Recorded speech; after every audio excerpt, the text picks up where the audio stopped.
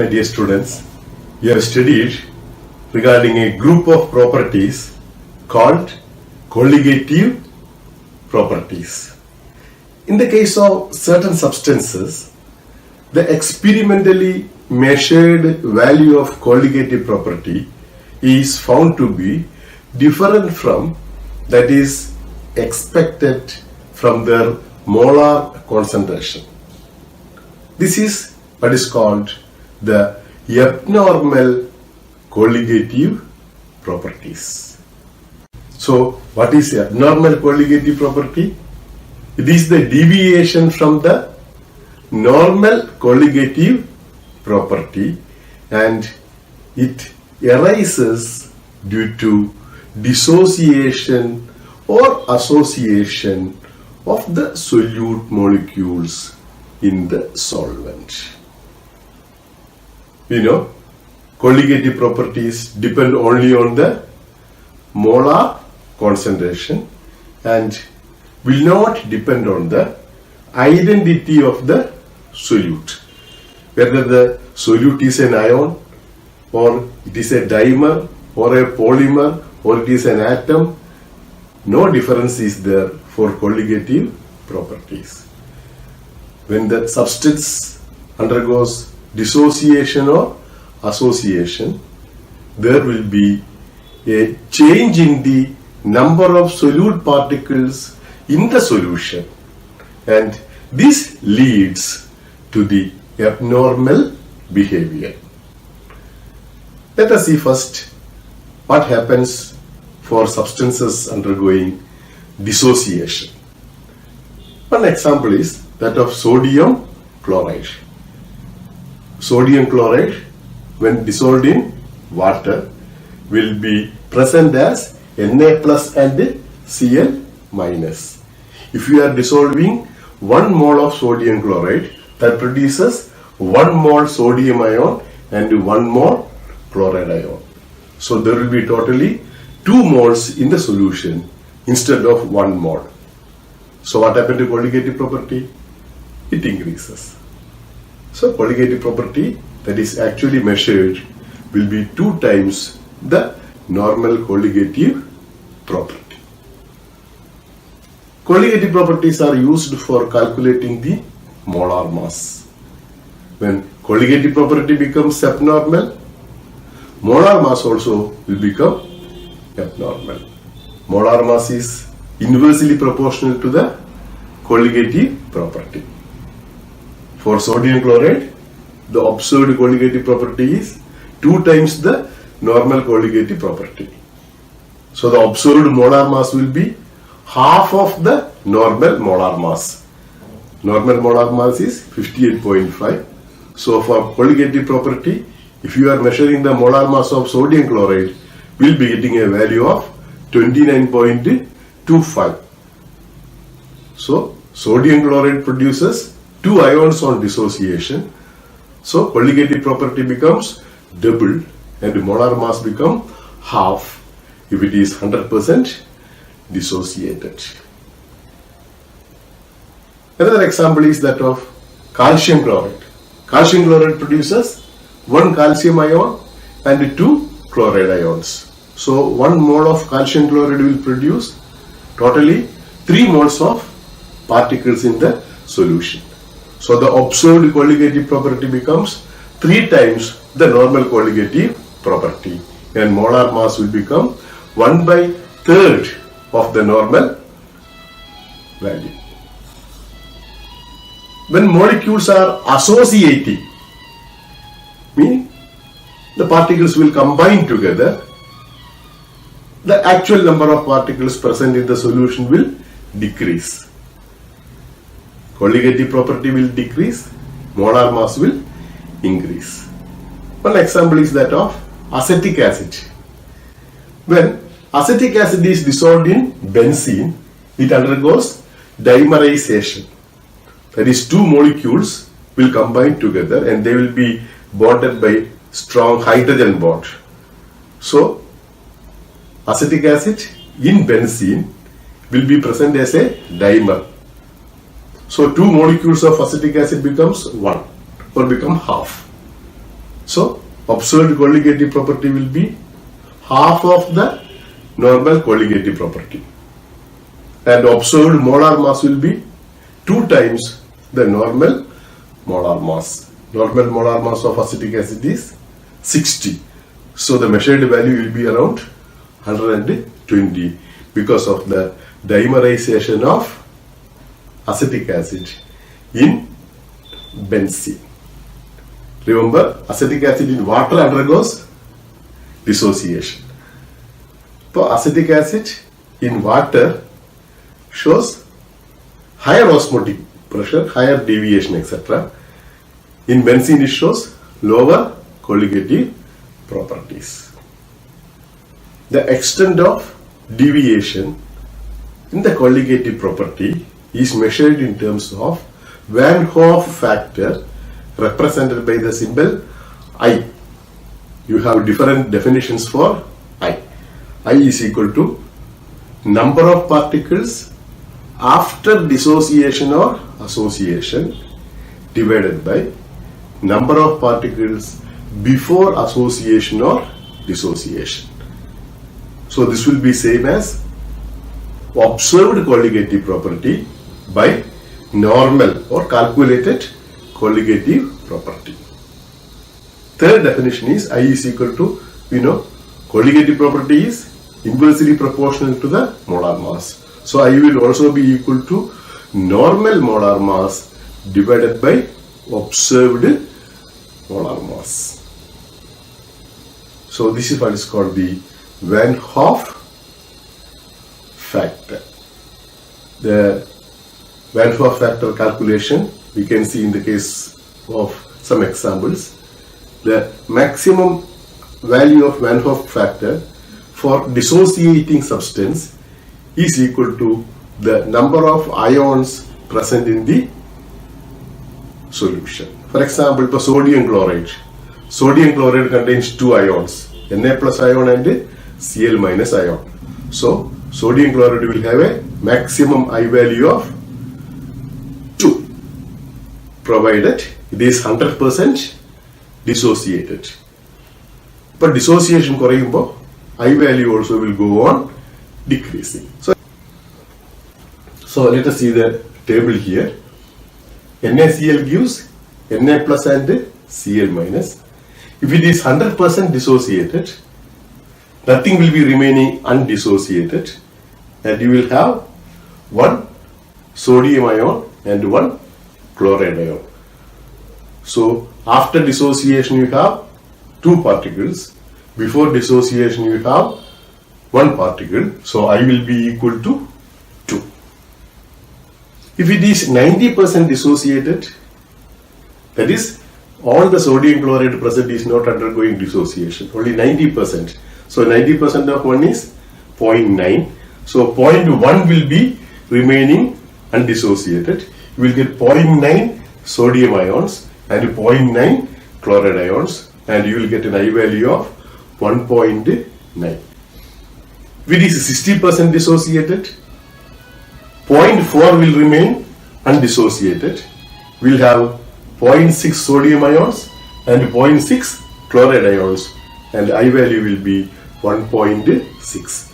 So you can see from the table the maximum I value is 2, and I value decreases with the decrease in the dissociation of the substance.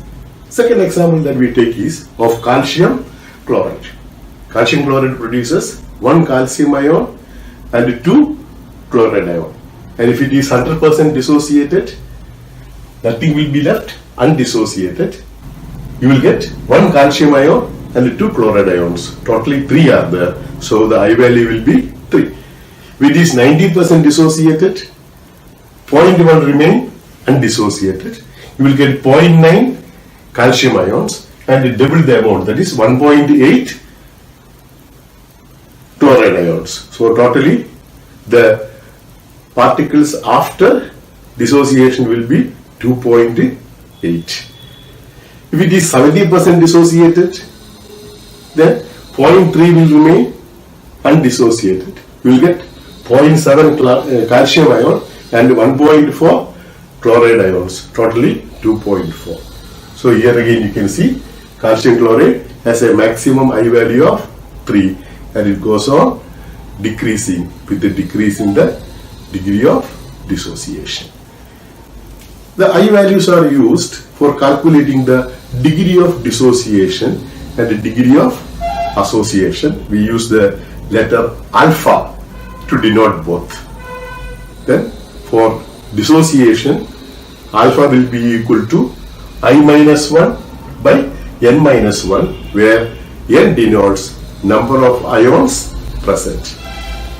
Similarly, in the case of association, alpha will be equal to I minus 1 by 1 by n minus 1.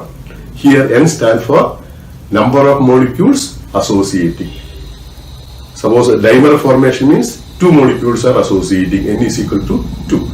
Trimer formation means 3 molecules are associating, then n is equal to 3. So this equation can be used for calculating the degree of dissociation or degree of association of a molecule. So we know substances undergoing dissociation and association show deviation from the normal colligative property. So the colligative property equations that we have already studied is modified by including I value on the right hand side of the equation.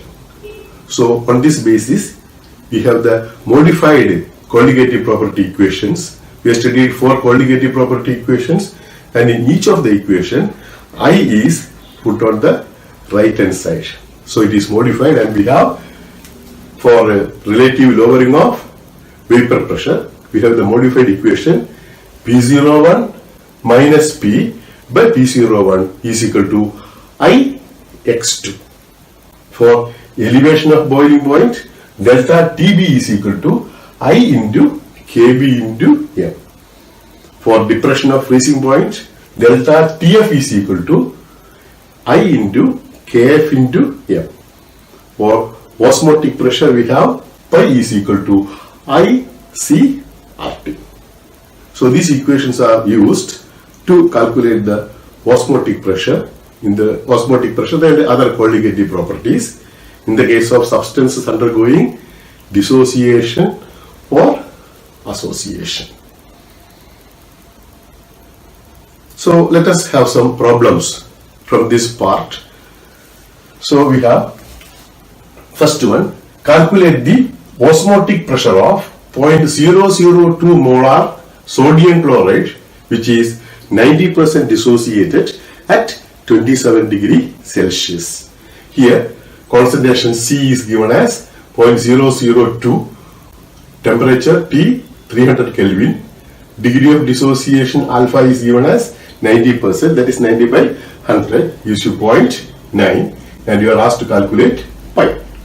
Here R value is 0.0821 liter ATM per Kelvin per mole. We are taking this value because concentration is given as molar. Molar means per liter. That is why you are using liter atmosphere, and the pi value will be got in atmospheres.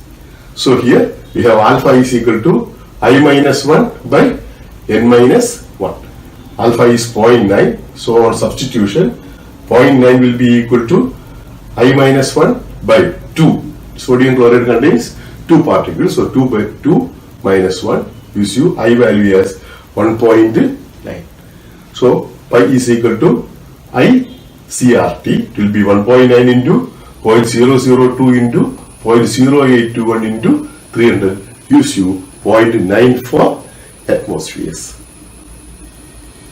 The second problem, determine the osmotic pressure of a solution prepared by dissolving 25 milligrams of potassium sulfate in 2 liters of water at 25 degree Celsius, assuming that it is completely dissociated. So here the weight of solute W2 is given as 0.025 gram. Milligram, we are dividing by 1000 and converting it into grams.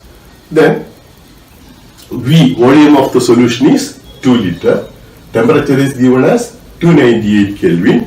I, potassium sulfate, dissociate to give 2K plus and 1 SO4. 3 particles are there. So I will be equal to 3.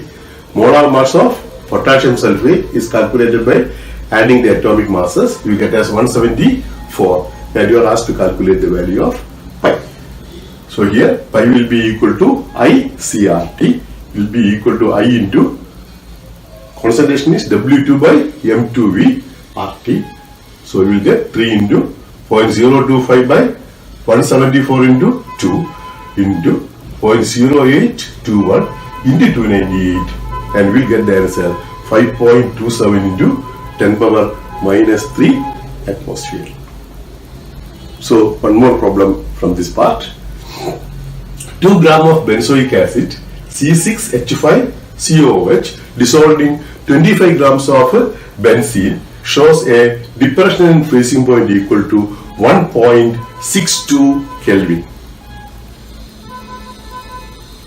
The Kf value for benzene is 4.9 Kelvin per molar. What is the percentage of association of the acid if it forms a dimer? Benzene is dimerizing, so it forms a dimer, and you are asked to calculate the percentage of association. So here W2 is given as 2 grams, that is weight of benzoic acid. W1, that is weight of benzene, is 25 grams. Delta TF, that is depression, is given as 1.62 Kelvin. Kf is 4.9 Kelvin per molar. N, that is number of molecules associating, is given as 2. Alpha value you are asked to calculate, and the calculated value of molar mass of benzoic acid C6H5COOH is equal to 122. So first we are calculating the molar mass. So delta TF we have Kf into W2 by M2 into 1000 by W1. On rearranging, we are getting M2 is equal to Kf into W2 by delta TF into 1000 by W1. Substitute, we will get 4.9 into 2 by 162 into 1000 by 25 gives you 249.9. So this is the experimentally observed value, 241.9. And from this you can find out the I value, that is Unhoff factor. I is equal to normal molar mass by observed molar mass. Normal molar mass is 122 and observed molar mass 241.9 gives you a value of 0.504. And from the I value, now you are calculating the association. That is alpha is equal to I minus 1 by 1 minus n minus 1. That is 0.504 minus 1 by 1 by 2 minus 1 gives you a value of 0.992, or it is 99.2% associated. So this is how you are calculating the I value and molar mass in the case of substances undergoing association or dissociation. Remember, the most common and most important use of qualitative property measurement is in the determination of molar mass of solutes. To get accurate molar mass, some conditions are to be satisfied. One is the solute should be non-volatile. It should not have vapor pressure. Secondly, the molecule should not undergo dissociation or association. If they undergo dissociation or association, colligative property become abnormal. Then also we cannot find out the accurate molar mass. Third condition is the solution should be dilute, because all the equations are based on Raoult's law, and the solution will be behaving like an ideal solution only when it is dilute. So accurate molar mass determination is possible only if it satisfies the three conditions. Now, so in colligative property, mainly we have seen addition of a non-volatile solute changes the properties. What are the changes? The boiling point and osmotic pressure increases, while freezing point and vapor pressure decreases. So the solution with highest concentration will have the highest boiling point and the highest osmotic pressure, and will have the lowest freezing point and the lowest vapor pressure. So here we are completing the chapter on solutions. I will give you some important questions. Prepare the answer for these questions and submit.